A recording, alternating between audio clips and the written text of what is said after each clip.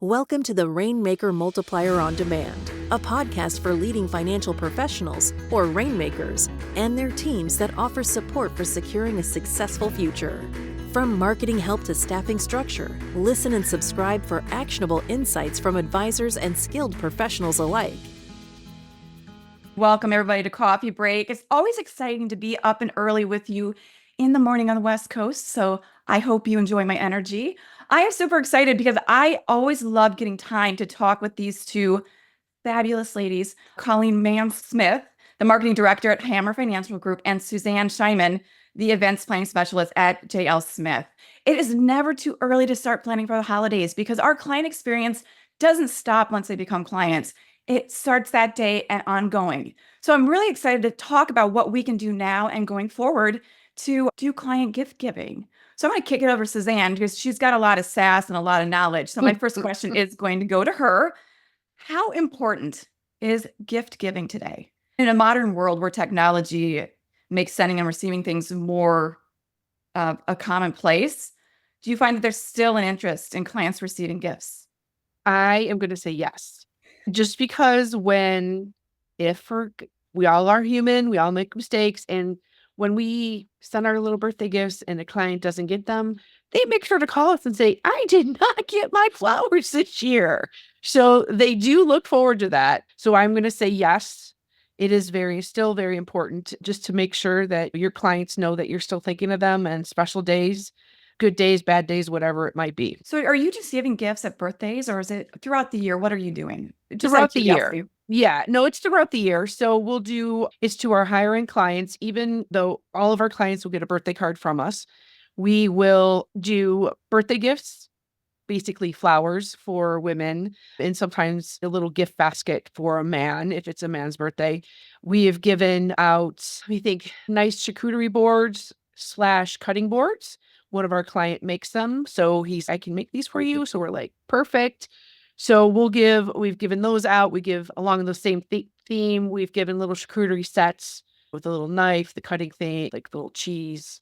Love those little cheese, just think of cheese, I get happy. Anyway, side note, given like nice wood bowls before with salad utensils, candles with a nice wood bowl, just like that natural, just simple presentation, simple gift giving kind of thing. Now, I will say on some of the stuff, we do not put our logo because even though it is very nice, sometimes the logo will cheapen it a little bit. So just depending on what you're giving, I always think about that as well. But we do give it throughout the year. If you sent me a block of cheese with the JL Smith logo on it, I probably wouldn't eat it and just stare at it because it's so cool. Yeah. But you've got to be able to keep track of what you're sending your clients and what they're interested in. So Colleen, I know that you at Hammer, you guys do a great job leveraging technology. In today's world with this fad of the internet, people are using it for many things. So how are you guys leveraging technologies and strategies to help you with client gift giving? To be honest, technology has completely transformed the way we approach gift giving. It makes it more efficient, and you can personalize almost anything now, from things to help you with the research like Google. Social media makes it easier to learn about the clients and their preferences, and it also helps to brainstorm with the gift giving.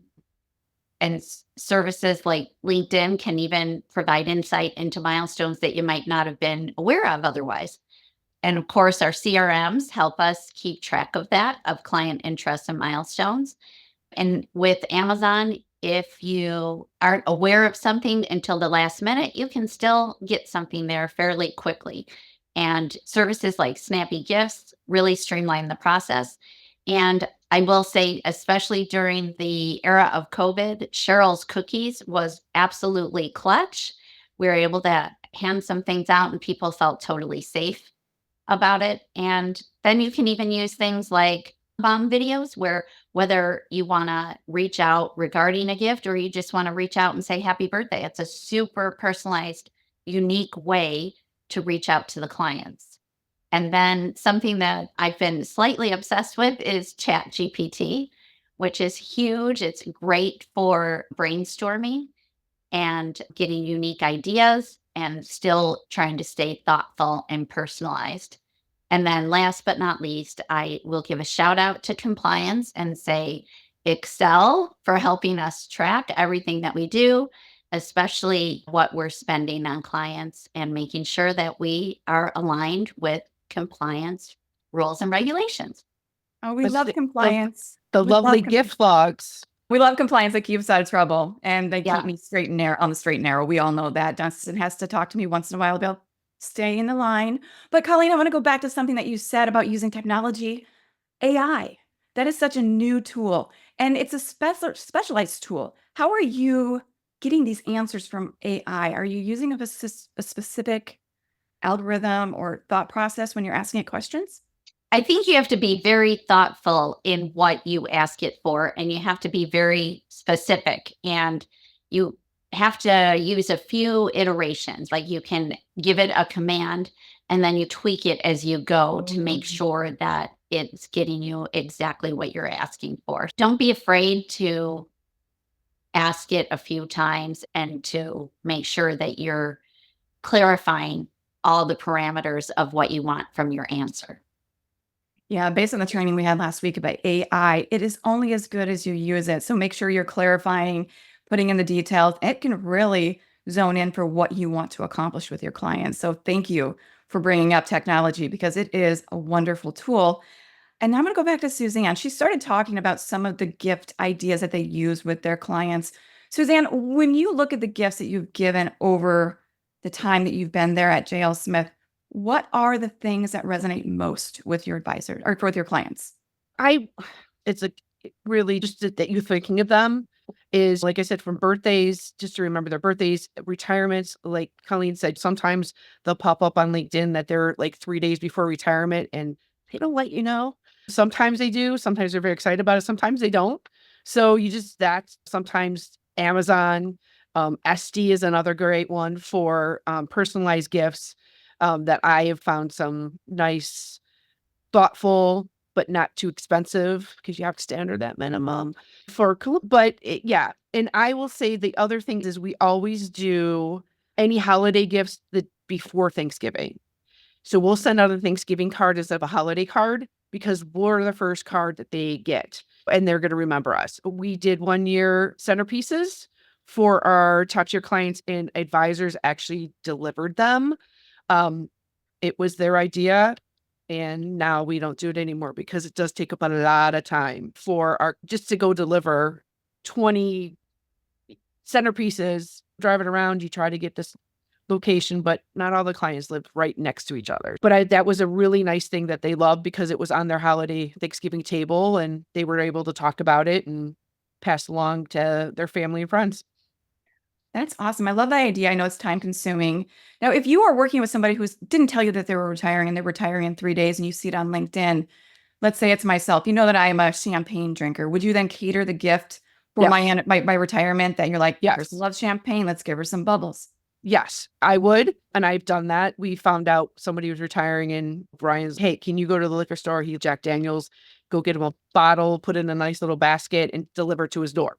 That's what we did because it was literally he retiring the next day. That's the nice thing. Amazon, again, Colleen, you said Amazon can deliver almost anything. So that can be your friend as well. Awesome. But you're also keeping notes in your CRM. So you're staying on top of what your clients like, what they feel makes them stand out when you want to make them special. Yes. And we also keep in our CRM what their, again, likes, dislikes are and what they've given in the past. So we do not duplicate. If we gave them a cutting board, charcuterie board 1 year, we're not going to give it the next year. We're going to give them a nice little set. And then the next year we'll get them something different. So we keep track of that as well. And what date we sent it. That's fabulous. Now, Colleen, what are you doing at Hammer Financial? I know that you guys have a great client base and a great relationship with all your clients. So how are you leveraging gift giving at Hammer Financial? We've done a lot of different things. Before COVID, we used to do a big holiday party, but COVID kind of forced us to pivot a little bit, which has been fine. We've had a lot of gifts. I would say one of our most popular ones was a personalized doormat that had inserts so that you could change the doormat seasonally if you wanted to. That was a huge hit. I also want to say that you don't have to necessarily spend a ton of money. We have a client picnic every year, and this year we gave out a little pack that had sprays in it, and it was sunscreen, bug repellent, a remedy for if you got bit by a bug.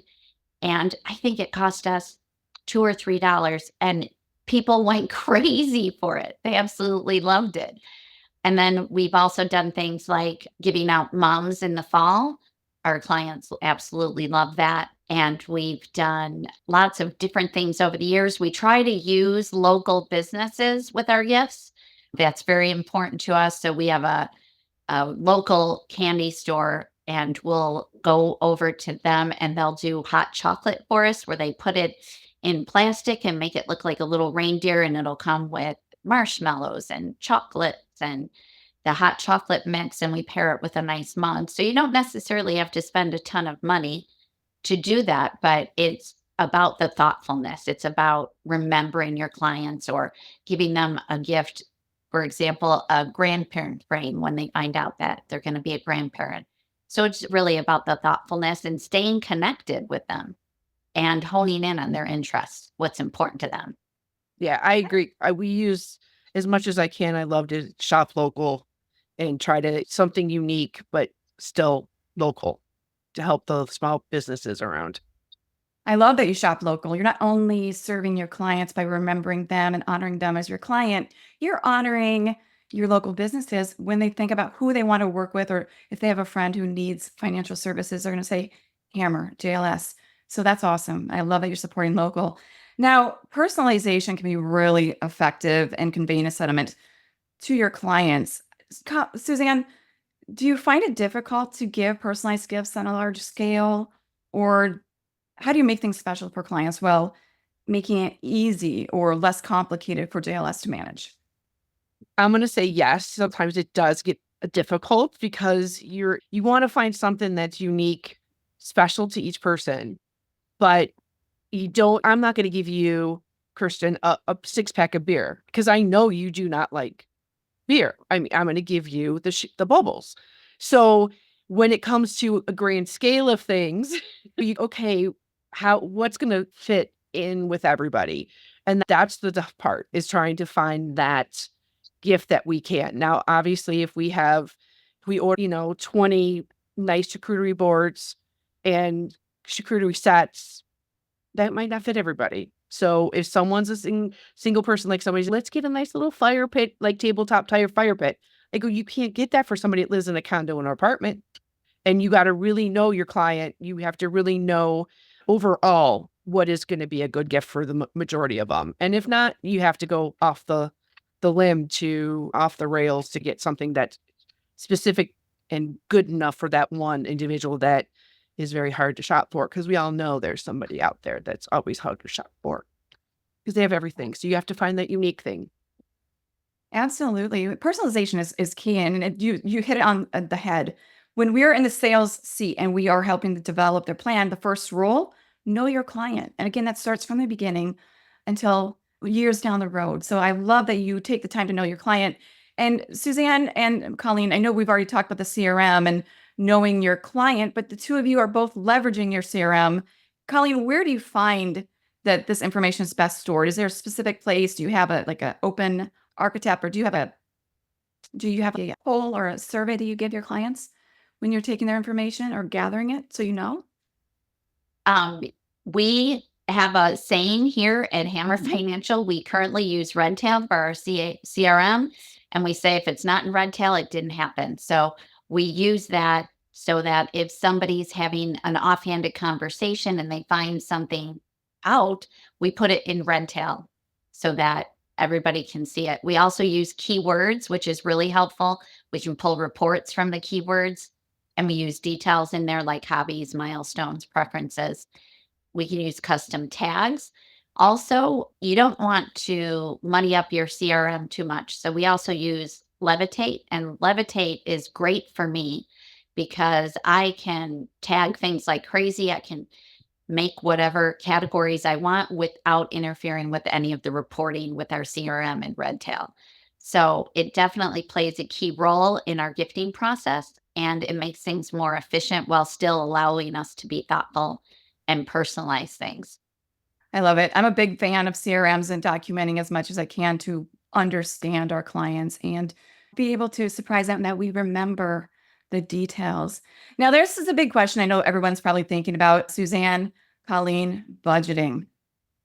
We love budgeting. We love end of the year, figuring out what we can or cannot spend and the pool. What guidelines and tips can you offer when it comes to budgeting for your client experience and gift giving? Suzanne? We all know we have to make sure compliance is great and we stay under our budgeted amount for per person. When it comes to that, when you think about gifts, you want to think something that doesn't look too cheap, but is very meaningful and something that is thoughtful, something that when you're looking at different gift ideas, something that's going to be like, think of what you would want. What would you like to get from your financial advisor? What would you like to receive? And that aspect, but then also stick to the budget. If you say you're going to give, and that's why shopping around sometimes works. Staying local is good because a lot of times shipping, you don't have to worry about them all getting shipped to you. And then you have to ship to them or deliver however the delivery process would work. So you have to work that into the budget as well. So you really have to think big picture, but also think small because it's each individual client that's getting this gift. And Colleen, how do you budget at Hammer? So I was going to say that's again where Excel is my best friend. It's a great way to keep track of everything. And we also I always try to work smarter, not harder. So sometimes we will tie our gifts in with an event so that we don't have to necessarily worry about the shipping part of it. We can have a touch point with the client and get their gift at the event. We do at Christmas time, we do a choice for collection and we do a drive-through where people can just drive up to our building and they have a conversation with their advisor and we give them a gift and they drop off their choice for tots. It's wildly successful. I think it's a great way to give back and to get the clients into the holiday spirit of giving back. And then at the same time, it's a great touch point where we can talk to them about the holidays without them committing to too much time. And then we can give them their gift without having to worry about shipping or without having to worry about our staff having to run around to 3,000 different places.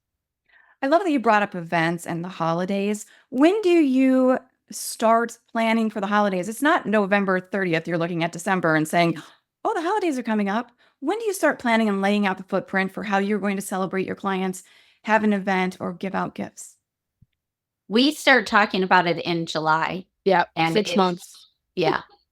It's about a 6-month process to come up with the idea. Then you got to find, if we're doing an event, to find the dates, the venue, whatever the case is. But it's least for the big ones, it's at least a 6-month type of time frame for at least for us. Yeah, I agree. I love it because I'm a big believer in the holidays in July, so I can plan, even though I'm not allowed to put out my holiday decorations then. I have to wait until after Thanksgiving. What do you feel is your client's favorite event that you host? I know that, Suzanne, you guys have some fun events that I'm like, I want to go, but it's not cost effective for me to Yeah. there. But I will say this year we had invited all of our clients. So now we're trying to figure out a couple events a year that we can invite all of them. And then we have different levels of them. The higher end clients, we have a smaller event for. But we partner with our local minor league, frontier league baseball team. And we invited all our clients to the game and said, just let me know how many tickets you need. They'll be here. And honestly, we gave out little baseball stress balls to everybody. So anybody that came, even was a client or not, they got the stress ball. So we had impact on people that were not clients. We had impact on people that were clients, and the team and organization said we were the best outing that they've had all year, which I'm very happy about because I'm like, it makes me feel good. And all the clients, like literally, we received so many thank yous from our clients saying, thank you for that. It was such a fun night. It was a firework night, all this other craziness. The problem, there was one, again, we planned 6 months out, but the day we were supposed to have it was when we had in Ohio, the hurricane or the tornadoes come through and half of nobody had power. So we actually had to move the date. So we did lose some clients to that, but we gained some other ones because we had a new date. Again, you can plan 6 months out, a year out, and you're still going to have those issues that you might have to switch the date. You gotta be a little flexible. And didn't the ballpark announce that J.L. Smith was in the, Yes. and so you've not only we had a client throughout the first pitch, which was on his bucket list. So it was great for him. All of our employees took part of one of their, like, they give the games out. Oh, you got to name with the lowest price of, with the Myers next door. I did that. We had a couple people with those big balls that run together. It was great. And we wore these bright green shirts. Anywhere you saw a bright green shirt, you knew it was one of us. It was just a fun event that we are just glad that we could bring all of our clients to. We had about 500 people because they brought their clients and friends and families. Yeah. It got a little crazy. That's awesome. Colleen, is there any event that you guys host that is you knock it out of the park like Suzanne was just talking about? If you would have asked me 2 weeks ago, I would have said our client picnic in the summer. But last week, we did a new event for our fall event, and we went to a local farm and invited all our clients, and we did hay rides, and they had a corn maze, and they had homemade apple cider and apple cider donuts. We gave them a free mug. And it was just, we lucked out. The weather was absolutely beautiful. We had picnic tables. Like, it was just great to hang out. Everybody really enjoyed it. You're creating that experience where you're giving your clients the experience that they are important to you. So I love that. But sometimes when we host events or give gifts, they don't always hit the bullseye. What do you do when you receive feedback on gifts or events that you're like, oh shoot, we missed the mark? Colleen? I would say we have yet to really experience that, but we have experienced, of course, negative feedback in other ways. And I think for me, it's important to talk about it. After everything that we do a plus delta, what was good, what was bad, what do we need to do differently.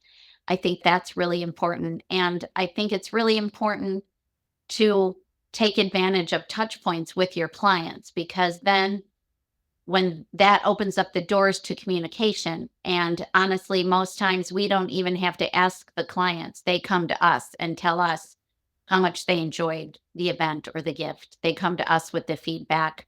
Oh, I didn't like this, or I did like that. So I think staying connected with your clients is so important on so many different levels. Know your client, first rule. I do have a question from our listening audience. Do either of you donate to charities for your clients' gifts? Are you philanthropic like that? Or I know that Colleen, you mentioned you guys do Toys for Tots. Yeah, we do a Toys for Tots event. And then every quarter we have Casual Fridays, and we collect money on those Fridays and donate to different charities that either our staff or our clients are connected to. For example, we have a domestic violence shelter that we donate to. We donate to a collie rescue, a local collie rescue, and we do the big Toys for Tots event. So we do several different charities. That's awesome. How about JLS, Suzanne? Yes, we do. So a couple of things we've done in the past. We just did arthritis walk. So we invited our clients to walk with us, and then we donated X, and our clients donated if they couldn't make it. So we raised about $5,000 for Arthritis Foundation in Cleveland here. In the past, we've done a toy drive as well, because one of our clients belongs to an organization. It's not Toys for Tots, it's Superheroes for Kids in Ohio. So their organization dresses up as superheroes, and they go visit kids in hospitals and stuff like that. So we've partnered with them a lot.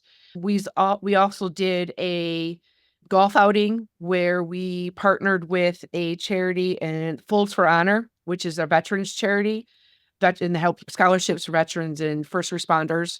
And it was $5,000 that our clients donated to the organization for raffles and different things like that we had, and then we matched it.